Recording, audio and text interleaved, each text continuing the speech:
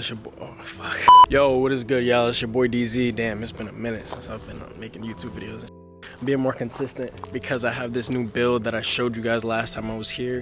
What I'm gonna do actually, because I got this car in January, it's mid-March right now. I've had it for about 5 months, so I've been driving the hell out of this. I bought it with 78K and it has about 91 on it right now. So I drove it a lot. I drove it to North Carolina. I drove it to the city a bunch of times. I daily drive it. It's an amazing car, as you can tell. So what I decided I can do for you guys is come up with 5 things I love about this car, just like I did with the Subaru.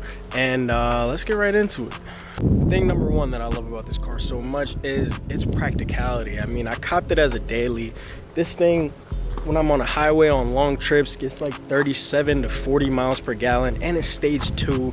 So if I want to hoon a little bit, you know, race something real quick, it still maintains that practicality and that good fuel economy, so you can't really beat it. Also, with the practicality aspect of it, this thing has a whole bunch of trunk space. Not really a lot of backseat space, but I don't really have people in my backseat anyways. But yeah, a whole lot of trunk space. I got a subwoofer back there. I have all of my cleaning supplies back there as well. And if I need to go pick up wheels, like I picked up a couple wheels already. Pick up wheels, you just fold the seats down. Just fold the seats down.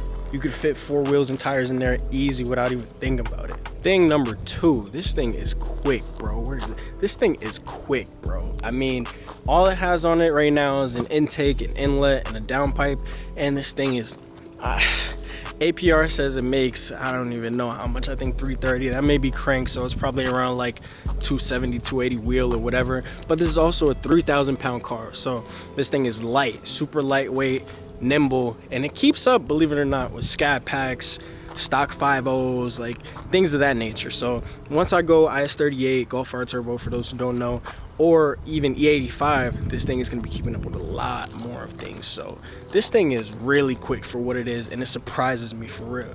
Also, this thing makes all of the best sounds. Since it does have the CTS intake on it, this thing, it does the little nice in between shifting, and the exhaust crackles with the tune, with the APR stage 2 tune on it. I can get you guys some clips right here.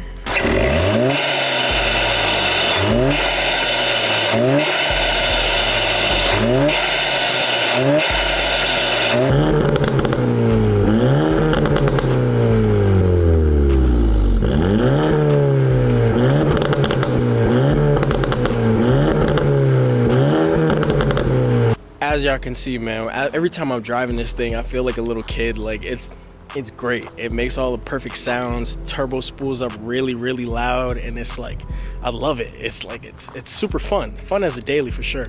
Number 3, this thing is very reliable actually, contrary to what you guys believe as of like, oh, it's a German car, German cars are unreliable, high maintenance, blah blah blah.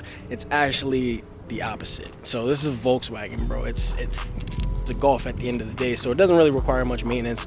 5,000 mile oil change intervals with liquid moly, 10,000 mile spark plug intervals because it's direct injection, 40,000 miles between your carbon cleanings because also it's direct injection again, and it doesn't really require much maintenance. These things, I mean, you add a little power to it, you got to throw a clutch in it. If you know how to drive, you throw a clutch in it, the clutch will last you a lifetime. So not really much maintenance with these things. Number 4, it's so customizable. So many things you could do to it, from coding to cross-compatible parts with other MQB platforms. So like the Golf R, GTI, A3, S3, things like that. You can do like a Porsche Macan brake swap, like mad weird, with little to no work to it actually, because only thing I would have to do, like this is sidebar, because I have a base model and I don't have a performance pack, I would just have to get the performance pack rotors, then I can put the Porsche Macan big old calipers on this thing and it'll fit right up. So with little to no effort, you can put a big brake kit on this, opposed to the Subaru where you're dropping bands, bro, you dropping racks. So definitely you can do a whole lot of things with this. The OBD11, you can code a ton of shit. this thing, which is crazy. Like, I've never heard coding things till I got one of these, but shit's insane, bro. I love it. Also too, with the cross compatibility of parts and everything, one thing that I realized Volkswagen people do, especially, or Volkswagen, Audi guys, whatever, they do a lot of cross-platform wheel swaps, like OEM plus wheel swaps, which I think is pretty dope. So as you can tell, been through a couple of wheel setups on this thing. Currently I'm rocking some Prismas. These wheels come off of the Volkswagen Atlas. I forgot the spec off the top of my head on these, but these things are kind of brolic and they have a nice offset on them as well. So they fit like aftermarket wheels, but they have OEM fit, if that makes sense. Like, everything about them is, you know, it's obviously 5x112. Just had to throw an OEM spec tire on it, actually. So I threw a 225/40 on there, and it's fine. And it's lowered too. I'm lowered on SolarWorks coilovers right now. So this thing is, it's handles tight with the wheels. The wheels feel great. Like, you can't really complain. There's so much customization that you can do to it, especially too with a lot of cars switching to 5x112. That's one thing I do like. Even the Mark V Supras, I have a set of Mark V Super wheels, and those are 5x112 as well. So much that you can do for these cars. And number 5, last but not least, is the comfortability of this car. Comfortability, daily ability, whatever you want to call it. This thing is an amazing daily. I drove 10 hours to North Carolina, 10 hours back with this thing. It didn't skip a beat. It was super comfortable.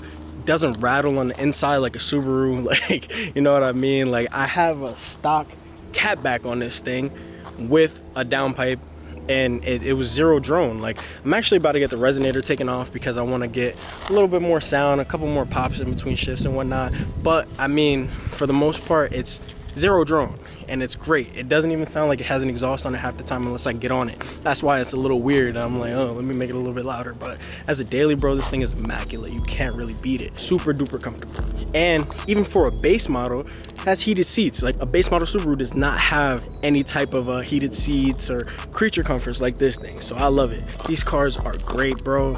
Very comfortable, very user friendly. I love it. Yo, I don't really have no complaints on it. Like, people usually do these videos and they do a 5 things I like, 5 things I dislike, but I'll probably do a dislike just for y'all. But I can't really find that many things I don't like about this car. Like, I know I've only had it for 5 months and I put a whole bunch of miles on it, but still, it hasn't led me down the wrong path yet. So that's all I got for y'all today. See y'all on the next one. I'm gonna make a couple of shorts for this thing with the exhaust sounds and whatnot. Cutting the resonator off this Saturday as well, so that's another video coming soon. It's your boy DZ. Love ya. Peace out.